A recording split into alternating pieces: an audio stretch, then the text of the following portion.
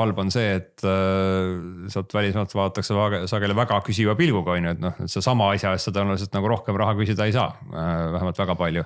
Et siis sa pead nendega paremat suutma pakkuda.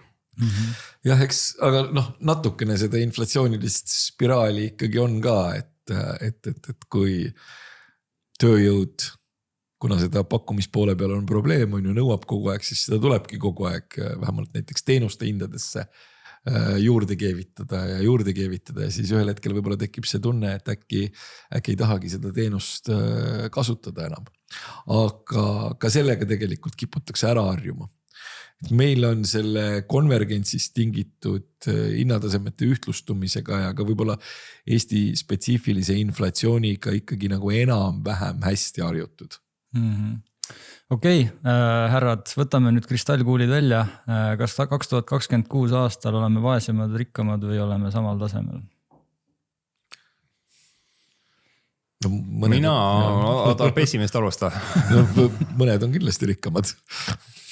Mõned on kindlasti rikkamad ja no, sellega hirmutatakse nagu hästi palju praegu, aga ma arvan endiselt, et Eesti keskmine palk kasvab kiiremini, kui on meie inflatsioon. Et no, see aasta meil on siin maksutõusud, järgmine aasta neid väga hetkel planeeritud veel ei ole. Et kes siis öelda jah, et mõnel on kindlasti elu läinud vaesemaks, on ju, ei ole see palk käinud siin ühte jalga, on ju, hinnatõusudega, no, teised on jällegi saanud päris palju.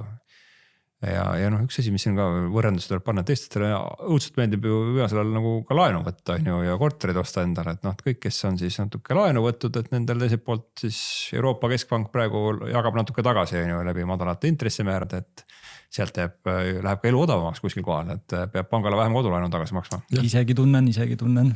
Mõtle, mis on, maksad 150-200 eurot vähem eluaseme laenu, mis teed sellega?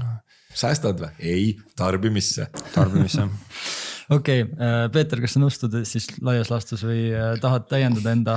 Ei, no selles mõttes, et loomulikult ma nõustun, sellepärast, et see on olukorra adekvaatne kirjeldus.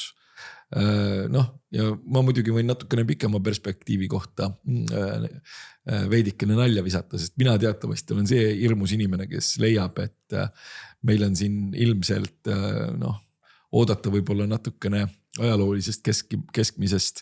Ma ei mõtle siis Eesti mõttes, vaid ma mõtlen nagu Euroopa mõttes ja kogu arenenud maailma mõttes nagu kõrgema inflatsiooniga perioode. Et noh, kõrgema inflatsiooniga perioodidele on omad see, et võib küll juhtuda, et ostujõud väheneb, aga üks asi on hea.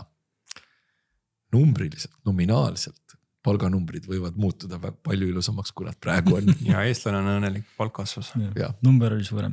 Aga lõpetuseks viimane küsimus ikkagi selline hästi praktiline töörahva esindajana ja ka tööandjate esindajana, et üks praktiline soovitus mõlema poolt, et mida peab üks inimene täna jälgima, et nüüd kui selline asi majanduses juhtub, siis suurema tõenäosusega ma võin teha julgemaid otsuseid oma rahaga ja palgaga.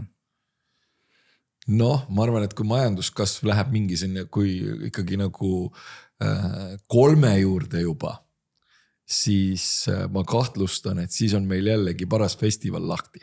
No ma arvan, et kui sinna Tallinnastele, et kui Ülemiste keskuse parklasse nagu autoga ära ei mahu, et siis üldiselt võib hakata mõtlema sellele, et vist on see aeg, kui saab jälle palka juurde küsida julgemalt.